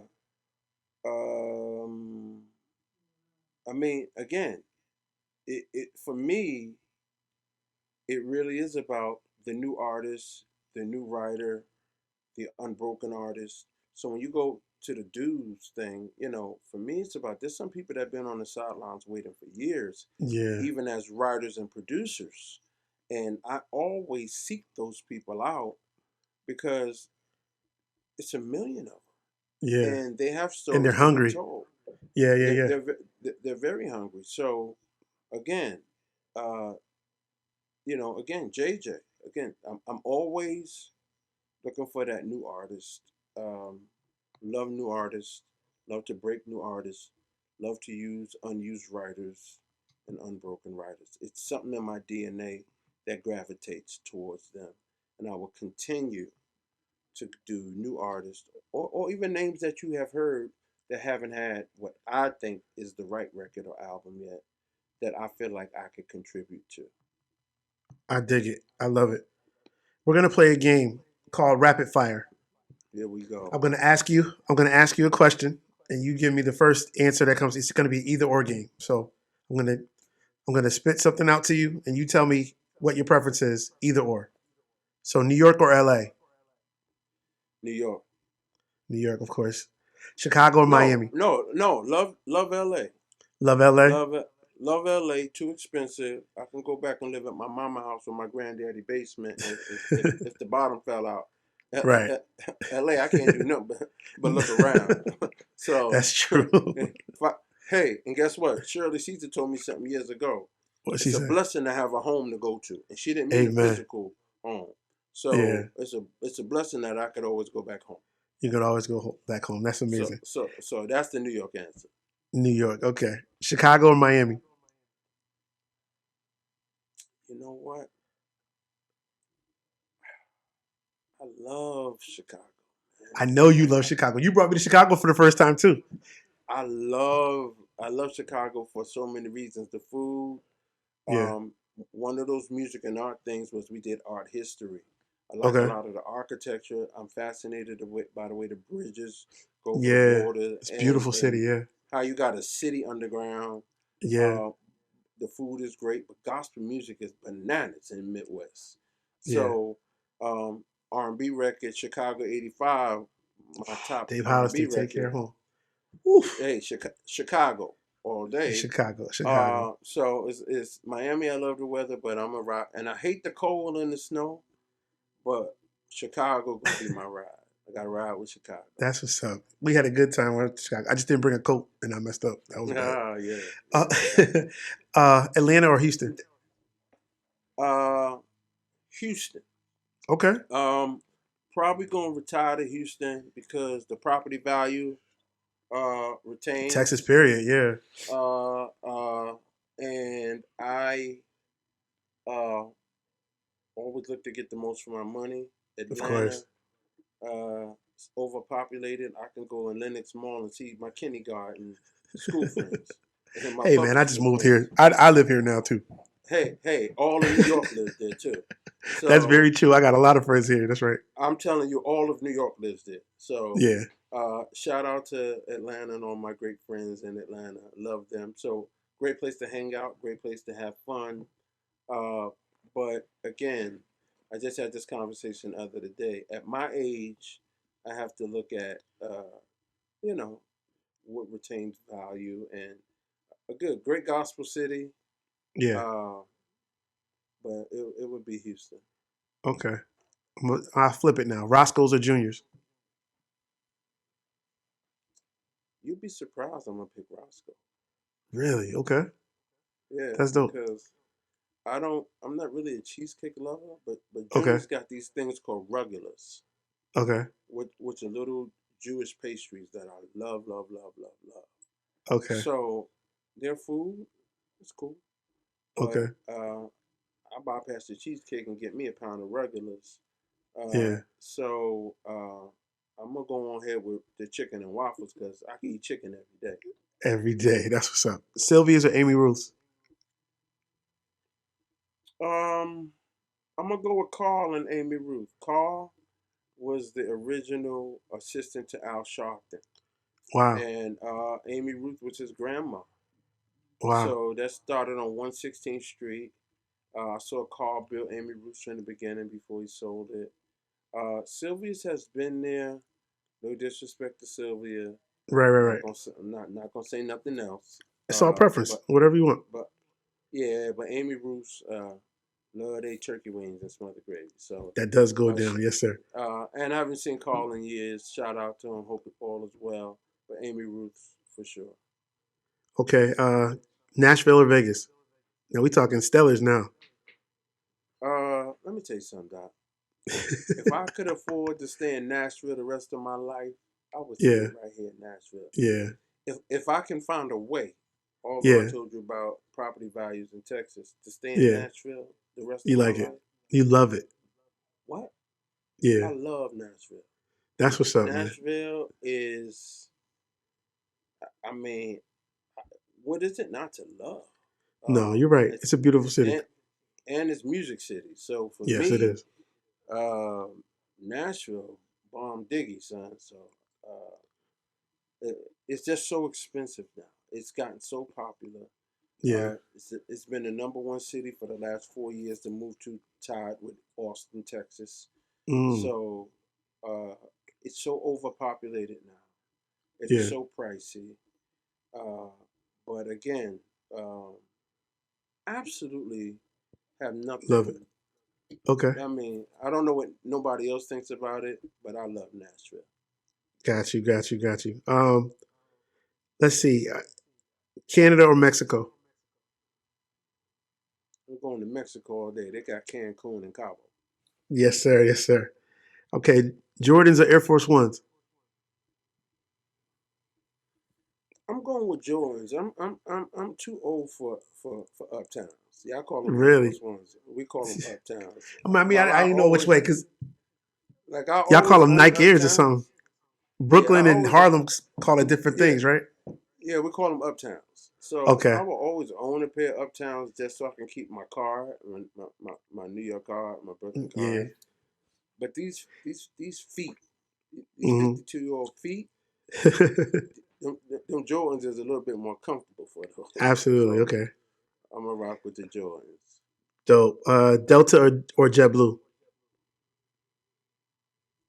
I'm gonna go with JetBlue because they had the TVs first. I remember them from back in the day. And Delta, Absolutely. you know, I live in Nashville, and that hub in Atlanta wears my soul out. When I tell you wear my soul out, no. And people rag on JetBlue, but that JetBlue out of Kennedy Airport used to be a wonderful Yeah. thing. So I'm rocking with Yeah. JetBlue. JetBlue. I know Okay. that's not gonna be popular. They're gonna like No, spin it's it, but not. Most people say they love Delta. Okay. I can hear my mom in the other room talking about the Kennedy Airport. Um, Early mornings or late nights? You're a night owl or early morning? early morning, all day, all All day day. early. I get up early every morning. Really? I do most of my work by 10, 11 o'clock. Wow. Uh, Most of my paperwork, administrative work. That's why Yeah, Vicky and I fight. Vicky works for the mayor of Newark, she my does. Yeah. sister, and I need her early in the morning when she's not available. And I Right. think election day is today or tomorrow, and I Yeah, can't she wait till says she's that's at an over. event now. Yeah. I can't wait till it's over. Uh, Have your uh, assistant back, right? yeah, launching Kingsbridge. The website has been done for 2 months. I've just been afraid to launch it without her. The Yeah. merchandise is ready, as you can It's see. beautiful, man. It looks great. Shout out to GQ Lee Media. Tell me I about the couldn't name, do bro. Tell me about the name and how you came about with the name Kingsbridge. Man, Kingsbridge is obviously you see that Brooklyn Bridge behind it. Uh, Word. and Kingsbridge, most people don't know that Brooklyn is called um, Kings County. No, I didn't know And that. yeah, Brooklyn is called Kings County. So I'm trying to find, and I know GQ is gonna be mad at me because I don't remember it. But I should have put this up earlier. Kingsbridge.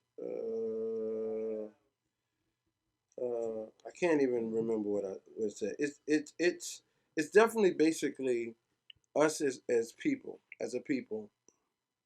We are kings and queens, Right. and a bridge is a structure that spans an obstacle or some kind of difference. So for me, it was a thing where when I was building this, and I understood what gospel music was lacking and where we were at now, and you always say about me and this curve and being forward thinking. Yeah. Uh, it's to build to span the gap with dignity and strength. So Okay. that's our byline. Um, Right. build to build and span the gap with dignity and strength. So what is the gap? Again, the independent artists, the artists that haven't been heard, the producers that haven't been heard, um, but to do it with the class that I've always done these things, Yeah. and to do it in a way that still looks no matter you're independent or aspiring artist. So, not telling you I won't have some vets. Mm. It's enterprises because maybe it'd be some taste for R&B as well. Okay. But at the same time, the bridge is definitely representative of spanning obstacles, taking us to another place. Um, forgetting those things that are behind us. So it just felt good with Brooklyn being Kings County, the bridge being representative of spanning obstacles. Um, and again, I just think there's more for us to do. So even if I go to work for a major or a label again, I still would keep Kingsbridge, which is why I have a staff there. Um, Yeah. we have an outreach when it launches. So on Thanksgiving, Christmas, we was still, and we've done this without having Kingsbridge. We've done this throughout the years, Yeah. doing toy drives and feeding the homeless. So That's we're amazing. partner in in New York. We're partnering in Nashville, and we're partnering in LA. Shout out to Darren McAllister, what he does out there in LA. Judy Nice. McAllister's husband. Yes, So sir. it also for me is not just about the music. Kingsbridge Enterprises also at GMWA I was doing event planning, so I will be doing event planning still. Shout out to Kevin Richardson, my partner with that. So still doing event planning. So when the site launches, you'll see event planning, you'll see management. I talked about Zeke. I also have Yeah. some veteran artists that I'm managing. I'm not gonna mention them now. Um, so it's a multifaceted company with management, outreach, music, uh, merch, and again, it really is trying to just build kingdom. But there's a portion of my heart that has to give back.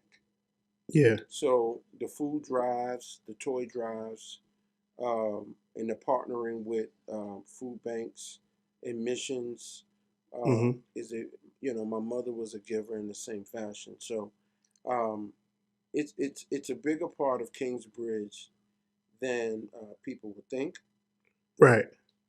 but the outreach portion is very much my heart. The music and the management is what we do. But Yeah. Music and ministry. That's amazing. That's really great to have those two areas come together where you can bless other people and bless their souls and then bless them in their real life and situations. as kings, and even though I say kings, I mean queens as well. We have to Absolutely. bridge the gap. We have to give back, and bridging the gap doesn't always mean music. Right. We always like to uh, put bridging the gap just into music, but it means other things. And as much as people think, oh, James is hard, and James is Brooklyn, and James is this, I do have a heart for ministry. That's amazing. And thank you for sharing that and being transparent because people do see your exterior, right? They don't get to know you because you're a protected person. You share what you want to share. And so thank you for Correct. taking the time tonight to show us another side of you, to show us the lighter side that you are relatable. A lot of things that you've experienced, I'm sure other people can tap into and say that happened to me too, or I had that type of, or I didn't know that about him, like, so thank you for, I was talking to Vicky earlier today. She's like, James does not do this. She's like, so Not at so all. be honored. Yeah, so she said he does not do this. So consider yourself honored that he's doing this. So I'm super Well, grateful to you, man. I mean, I'm happy to do it, but we've had 100 requests, and this is the only one we've taken during this 2.5 years of COVID. Yeah, Um, I just I just don't feel compelled all the time to sit and talk and tell everything. But um, launching the company, and I love you. I love yeah, our history. I love what we built. I love what JJ's doing right now. I yeah, love that Eric was able to get a number one with Byron absolutely. Cage. Um, Congratulations, Eric. yeah, it's family. It's Yes, it camp. is. So I couldn't tell you no. It Thank really you. would have been. It would have been. I just couldn't tell you no. Shout out to Eric and Clarence for their number one single and the work on this Byron Cage record. You are And amazing Damon job, man. Whitehurst. And Damon Damon Whitehurst, Whitehurst. that's right. Congratulations to them. And congratulations to you on another number one. You got plaques all over your house now, so I can Yeah, I imagine you got got to take quite a us on a few. tour. I got quite a few. Hey, All I right, so don't show that my house in cars either, right? no, I know you don't. But with that being said, let's play another game. This game is Okay. called James Ultimate Set List, right? So I need you to pick 5 records from your discography for your ultimate set list of your work. Ultimate playlist. Wow. 5 records, your joints. 5 records that you produced or A&R that you want to put on your playlist. That's hard. That's really Heat hard. rocks. Come on, I need the heat makers. Uh, Ricky Dilligard is great. Smacks for me. Banger. Smacks for me. Absolutely. Um, Classic record. Youthful Praise, Live to Praise the Worship, the medley. Really? Most proud of Let me tell that. you, That's your that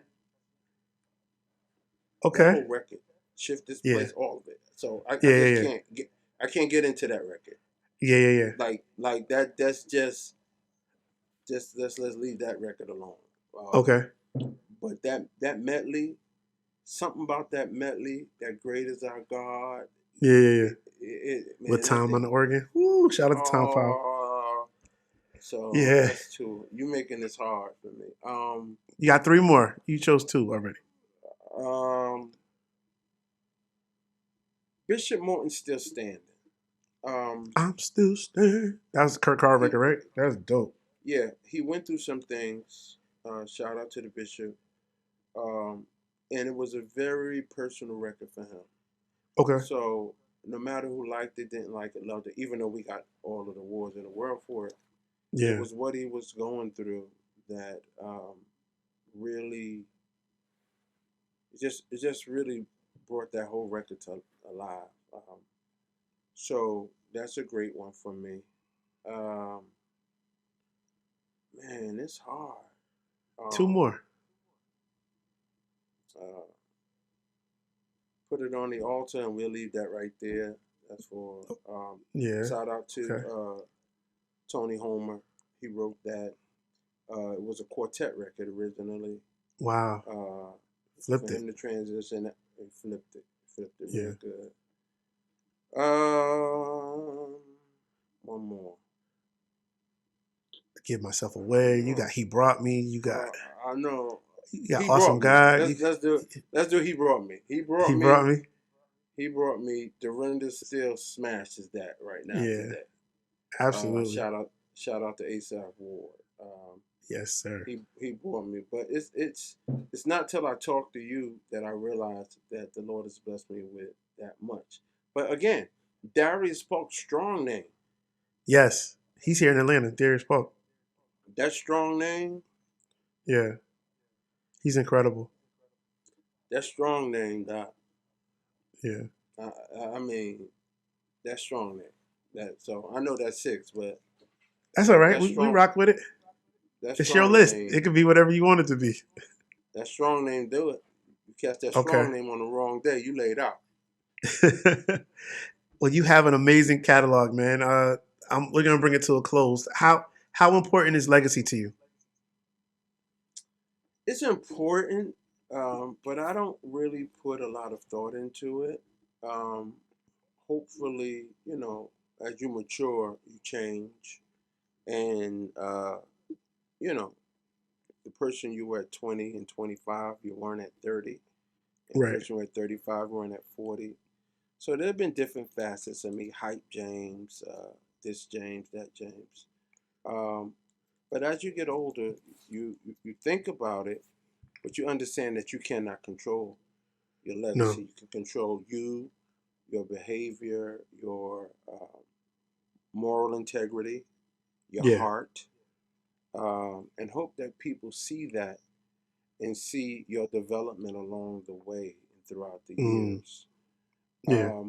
So for me, when it's all said and done, we would love to be spoken over very well, but there are those who don't rock with me, and that's fine. And it's a blessing to know the ones that don't rock with you, so you can stay out of their face. Right. Right. You Right. know, I'm a believer in that. So that I still have some hard lines. If I know you don't rock with me, Yeah. I don't rock. I love you with the love of the Lord, Of uh, course. but I just stay quiet and get in the corner. But in terms of legacy, I want my kids to be proud. I will ultimately want my Absolutely. grandkids to be proud. Um, I would want them to think that the sacrifices I made away from home were worth it. Yeah. Uh, but at the same time, I really want to please God. At this point in my life, again, maybe I'll go back to another label, but I will always do Kingsbridge, even if it's just the outreach portion of it. Yeah. Although I think I will continue to do the music and the management, um, and the event planning. Uh, but I'm excited to launch the website because it would give you a total look at James. Yes. Whereas other things I've done have been collaborative or me working Hmm. with a label. Okay. So this will probably be the most transparent body of work that I've done.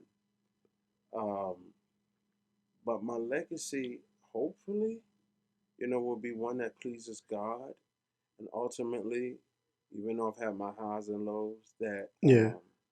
that people could respect, that they don't come just because I was in the music industry or Right. I broke these careers, but that ultimately, that God used me in a way which was, commendable, Yeah. and that was pleasing. Right. So I don't know if anybody could ever please everybody. No. Uh, and so you can't write your own legacy. The only thing you have to do is live it. You have to Okay. live this life. So hopefully I've matured into a place over the years where everything now makes sense to those who know me, who Yeah. have stuck with me through this, through that. Yeah. Um, but I don't want to be cavalier about it, nonchalant about it, or flip it off. But I want God to be pleased, and after that, what can you do, Chip? No, You nothing. know, That's the goal, you right? know, I mean, heaven is the goal, and living for Him is the goal. So I totally it respect that. is, Yeah. it is. But again, I thank God for the camp I have. I thank God for the team I have. Um, they work with me a lot of times without getting a dime, Yeah. um, just to help me build, and that's worth more than anything. So again, you know, I can't ask for anything more at this point in my life, How except important for is them that to. loyalty? How important is that loyalty to you? It's extremely important to me, Yeah. and everybody in my camp is loyal. Um, Yeah. they're very trustworthy, and nobody in my camp is new. Mm. Um, nobody's new, unfortunately. Um, I don't really, I hate to say I got trust issues, but hey, everybody has something. But So I've you been, know you I, can discern, right? hey, I've been through some things in this Yeah. music industry. So Absolutely. some things I'll never go through again. Hmm. So for me, it is about knowing who is around you, uh, understanding what their motives are ultimately, and are they on the same page with you? Are they going the same Yeah. way with you? You know. Right. So again, everybody on my team right now is pretty solid. So I don't just like Vicky has interconnections. Yes. Her woman's empowerment thing. Dave has a committee music group. You Hmm. know, so everybody in my camp they do me, in Yeah. terms of the company and what we're building together. But I'm also pushing them. I'm Right. always on Vicky about let's do more with interconnections. Let's promote that. I'm always on Dave about Right. let's get out here. Let's do more. So again, um, very proud of my music coming out, Chip, Yeah. on the first, Let's do it. the next Monday. Shout it Then out. what was going to radio, and then on this Friday, I think Friday is the 6th. I'm not looking at the calendar. It would be uploaded. I So believe what's the it's a artist hit. name? What's the artist Can't tell name and you what's the that. name of it? Oh, okay. Oh, I'm you're not doing just that. gonna drop it. Okay. I'm not doing none of that. I've been there Okay. before, done that. Uh, we going hard. We On the first. going the right way at radio. Shout out to Vaughn Alvarez. Um, again, my little nephew. He's invaluable. So Hmm. again, uh, I was gave him his first job, moving him from DC to Nashville. Now he's in Atlanta. He's rocking it. Nice. So again, the people I'm rocking with, I've been rocking with for a minute. But it Right. is an 18. It's an 18. Okay. It is very much an 18. So um, we can't compete with the major labels in terms of Hmm. money, but we sure got a lot of elbow grease and relationships. So hey, And we talent. the And talent. hey, And you got your ears yeah, to the yeah, streets. You know what's up. yeah.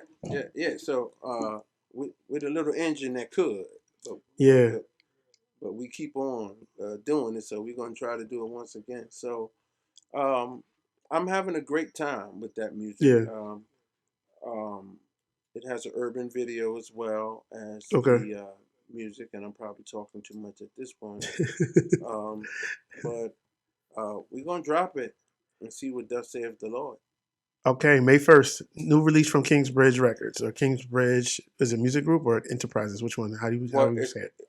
it's enterprises, but when you click on the tab on the website, uh, Hmm. the anything under music is records. So it's Okay, Kingsbridge Records when you go under the music tab. all right, So even though we have Kingsbridge Enterprises merch, right, right, we right. also have Kingsbridge Records merch, Okay, which is specific to the music portion of it. But I had to do it with enterprises because of the meeting plan and because of the outreach. And yeah, again, that outreach portion is very, very dear to my important. heart. Yeah, yes, sir. Uh, then again, the songwriters that I'm repping and the artists that I choose to represent as well. So we're gonna keep on going in Jesus' name, man, and I thank God. Well, let us know where we can find you on social media. You have your socials Uh, ready? the socials are ready. KingsbridgeENT.com. So Okay, because the website. website is not launched yet, it will be Okay, launched on the first. You can do info at Kingsbridge. So because okay, it's set up, you can still email us info at Kingsbridge. On on on Facebook is Kingsbridge Entertainment or okay. Kingsbridge ENT. Yes. On IG, Mm-hmm. it's Kingsbridge Entertainment or Kingsbridge ENT as well. Okay. Perfect. My personal is James D. Robinson Jr. I'm about 30 people away from closing out my Facebook page, and I'm Don't. not going to do a page two. I've been getting some DMs that are just not of my liking, so I Pray for am my not going to Facebook do. page, Yeah, Lord. I'm not going to do a number two on No, my you don't need Facebook that. page. I'm not. Everybody gonna go to Kingsbridge after I Yeah, close this page out.